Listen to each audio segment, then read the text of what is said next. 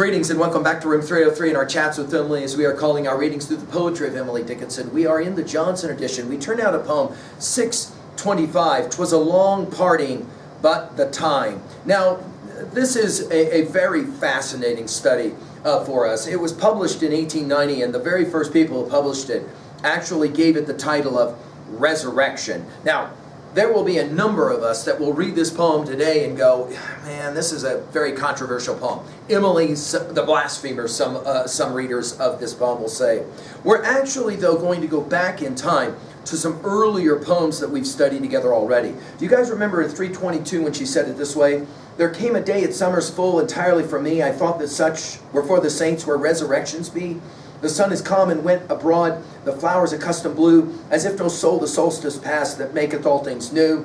The time was scarce profaned by speech, the symbol of a word was needless as at sacrament, the wardrobe of our Lord. Each was to each the sealed church permitted to commune this time, lest we too awkward show at supper of the Lamb. The hours slid fast as hours will, clutched tight by greedy hands, so faces on two decks look back, bound to opposing lands. And so, when all the time had leaped, without external sound, each bound the other's crucifix, we gave no other bonds. Sufficient troth that we shall rise, disposed at length the grave, to that new marriage justified through Calvaries of love. You'll remember 461, a wife at daybreak I shall be. Sunrise hast thou a flag for me. At midnight I am but a maid. How short it takes to make a bride. Then midnight I have passed from thee unto the east in victory. Midnight, good night, I hear them call. The angels bustle in the halls. Softly my future climbs the stair. I fumble at my childhood's prayer. So soon to be a child no more. Eternity I'm coming, Sir, Savior, I've seen the face before. Now, of course, the master poems, as we've been referencing them in earlier lectures. What about 474? You guys remember this one? They put us apart as separate as sea. At her own unsown peninsula we signified these sea. They took away our eyes. They thwarted us with guns. I see thee, each responded straight through telegraphic signs. With dungeons they devised. But through their thickest skill and their opacest adamant, our souls saw just as well. They summoned us to die. With sweet alacrity, we stood upon our stapled feet, condemned, but just to see. Permission to recant, permission to forget. We turned our backs upon the sun for perjury of that. Not either noticed death, of paradise aware. Each other's face was all the disk, each other's setting saw. And then finally, you'll remember when we did 616. I rose because he sank. I thought it would be opposite. But when his power dropped, my soul grew straight. I cheered my fainting prince. I sang firm, even chants. I helped his film with him. And when the dews drew off, that held his forehead stiff, I met him ball to ball. I told him best must pass through this low arch of flesh. No cask so brave, it spurned the grave. I told him worlds I knew were emperors grew, who recollected us if we were true. And so with views of him, and sinew from within, the ways I knew not that I knew, till then, I lifted him.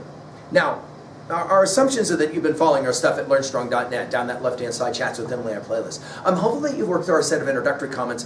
We mentioned there, of course, Emily and the master poems, although we don't know who they're for. Are they for Sam Boyles? Are they for Wadsworth? We don't know. And as well, I'm hopeful that you've read the preceding 624 poems. We just finished with 624, Forever is Composed of Nows. And again, as we just proved, we're going to come back to some of these same ideas again. Now, it is interesting, the great scholar Wisher has passed what Priest calls a verdict on this poem that, quote, it runs clear for 2 stanzas and then clogs into a veritable log jam of cryptic phrases by the end of the poem. I'm not going to lie to you guys, this is a hard poem for many students to read. I think we can get through it. I want you to notice the suspended rhyme of this poem. We'll maybe have something more to say about that in a bit. And I want you to notice the irony as well. We will have 2 lovers here in heaven before God, and all they're interested in is looking at each other and being with each other. The role that God and the angels will play, also quite significant. In the end, as one scholar has pointed out, Wolf, quote, it's not God, but these lovers who are important in meeting in paradise. A fascinating way to look at this poem is to ask, what are the biblical references that Emily is making? And we'll obviously see some of those as well. She says it this way: "'Twas a long parting, but the time for interview had come before the judgment seat of God. The last and second time these fleshless lovers met. A heaven in a gaze, a heaven of heavens, the privilege of one another's eyes. No lifetime on them. Apparelled as the new, unborn, except they had beheld born infantider. No. Was bridal air like this? A paradise. The host and cherubim and seraphim, the unobtrusive guest." Now, again, we have a parting, obviously death, right? Although I can't help but read this and think of Romeo and Juliet, and so, what does she say? Parting is such sweet sorrow. I think Emily would have played the same game, especially given the way that play ends. "'Twas a long parting, but the time for interview had come." Now, her use of the word interview is quite remarkable. In other words, these lovers have died, and now they will meet God, and it's an interview. Now, notice, an interview with who? Well, one would think probably an interview with God, right? Because standing behind this poem, I think Emily is playing with some important biblical referencing. Now, in Emily's King James Version of the Bible, she will have read in Romans 14:10 through 12, "But why dost thou judge thy brother? Or why dost thou set it not thy brother? For we shall all stand before the judgment seat of Christ. For it is written, As I live, saith the Lord, every knee shall bow to me, and every tongue shall confess to God. So then, every one of us shall give account of himself to God." Or 2 Corinthians 5:10 in the King James Bible that Emily will have read. Quote, "For we must all appear before the judgment seat of Christ, that every one may receive the things done in his body, according to that he hath done, whether it be good or bad." And as we've said already, Emily's favorite book in the entire Bible was the book of Revelation. In chapter 20, starting at verse 11, it reads like this: "And I saw a great white throne, and him that sat on it, from whose face the earth and the heaven fled away, and there was found no place for them. And I saw the dead, small and great, stand before God, and the books were opened, and another book was opened, which is the book of life. And the dead were judged out of those things which were written in the books according to their works. And the sea gave up the dead which were in it, and the death and hell delivered up the dead which were in them, and they were judged every man according to their works. And death and hell were cast into the lake of fire. This is the second death. And whosoever was not found written in the book of life was cast into the lake of fire." Of course, these are very famous lines that Emily would know well. And as she reads, notice, as she plays the game of reading those verses, notice how she changes them. Again, Emily as possible blasphemer. "'Twas a long parting, but the time for interview had come before the judgment seat of God." Now, of course, as we just read, the King James Version never provides the phrase judgment seat of God. As we read, again, it's the judgment seat of Christ in the Romans 14:10 and 2 Corinthians 5:10 passage. It's the seat of Christ. Notice Emily just playing a little bit, maybe again joining with that Romans passage, right? Before the judgment seat of God, the last and second time. In other words, here we go, right? In other words, the two lovers live their lives. Now they're dead. Now they're standing in front of God for their interview. And notice all the referencing to sight, eyes. And of course, eye can be played on with vision as well as with individuality. These fleshless lovers met. Right now, some have read this as the Platonic idea. Are we talking about directly two lovers, Emily being one of them? And if so, who is the other one? Possibly master poem. Some have even read this as Emily's playing games with possibly even a meeting with Sue in the afterlife. These fleshless lovers, this marriage in heaven, of course, a heaven in a gaze. By the way, heaven, she references on 135 of her poems, as we've said already. And again, notice we're back to this thing of gazing, and the Revelation 20 passage where the writer, possibly John, I saw, right, quote unquote. Notice heaven in a gaze, and then she'll repeat herself, a heaven of heavens. Now, you would think that she's talking about I made it to heaven, where in Revelation there's all kinds of descriptions about how amazing heaven is. But in this poem, the heaven of heavens is that the two lovers finally get to be together, and they get to look at each other. Notice the lovers are looking at each other and not at God. A heaven of heavens. and then the dash, and then the privilege, notice capitalized, of one another's eyes. It isn't, notice, it isn't the privilege of seeing God. It's the privilege of finally being together. No lifetime on them. In other words, it's over, right? Apparel is the new. And again, this is referencing many of those passages in Revelation about new garments and the like in the afterlife.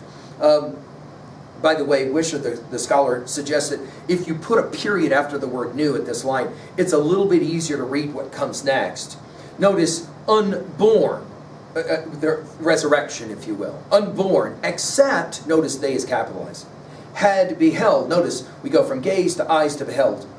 And by the way, pay attention to the B sounds of beheld and bridle. As you know, we're playing this game. We got born in between the two words, right? Three B words here. Unborn, except they had beheld, born infanter now.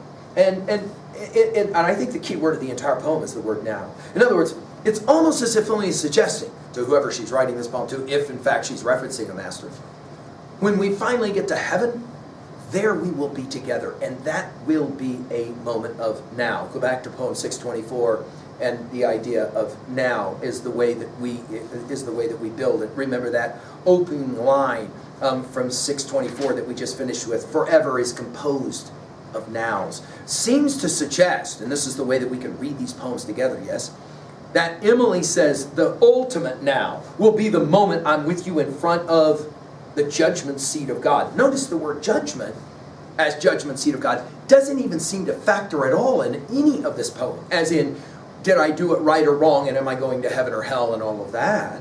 Notice, it is infiniter now. Notice we're reborn in the resurrection. And then she'll say, was bridal e'er like this rhetorical question. This bridal will take us back to 461, obviously, in our reading there, right? This is possibly her referencing the marriage supper of the Lamb and his bride, the church, in Revelation 19. And as well, she knew that Matthew 22:30, Jesus Christ said, quote, for in the resurrection they neither marry nor are given in marriage, but are as the angels of God in heaven, end quote. And yet here, notice, was bridal e'er like this? This is the most amazing bridal moment. She says, a paradise. And of course, we saw her referencing paradise already in those earlier poems we read. And then she'll use the word the host, which, I mean, obviously, if we're speaking in religious Christian language, the host has everything to do with the celebration of the sacrament and that kind of thing. But notice here, it's the host as in who's watching, who's witnessing all of this. The cherubim and seraphim, we're back again to the idea of the angels in Matthew 22:30, right? God and the angels in this poem, they are the witness to what's going on. Fascinating. The unobtrusive guest. Unobtrusive she'll use again in 955, 1026, and 1068. Now when we get to poem 788, we will come back to this study. And this is the way she'll say it at 788. Joy to have merited the pain, to merit the release, joy to have perished every step, to compass paradise. Pardon to look upon thy face with these old-fashioned eyes, better than new could be for that, though bought in paradise. Because they looked on thee before, and thou hast looked on them. Prove me my hazel witness, back to witnesses, right? The features are the same, so fleet they were when present, so infinite when gone, an Orient's apparition remanded of the morn. The height I recollect was even with the hills, the depth upon my soul was notched as floods on whites of wheels, to haunt till time had dropped, his last decade away, and haunting actualize to last, at least, eternity. Now what are we going to do with a poem like this? I think at 2A our messaging here is that true love conquers death, and it really doesn't matter. At 2B, well, again, the suspended rhymes, I think, are compelling. Notice, for example, you've got come, time, gaze, eyes, new, now, host, guest. There's a quality, one scholar has pointed out, of strangeness in this confrontation of the lovers right in the presence of God, as well as the alliteration, as we said, of the B sounds, behold, or beheld, born, and bridal. Obviously, the first two B's building to the last of those. At 3A, I mentioned, of course, 788, and we'll come back to it. I like to think of this poem as it relates to John Donne's valediction forbidding mourning. You'll remember we've given full lectures on it at learnstrong.net. But the whole point of that poem is that there is a quality of love that we have that transcends all of those other things that are of or related to dull, sublunary lover's mind whose soul is sense, right? Finally, at 3B, do you have somebody, to own a poem like this, do you have somebody in your life who it is to be with them, heaven on earth? And you'll see them again maybe if there is an afterlife. Thank you.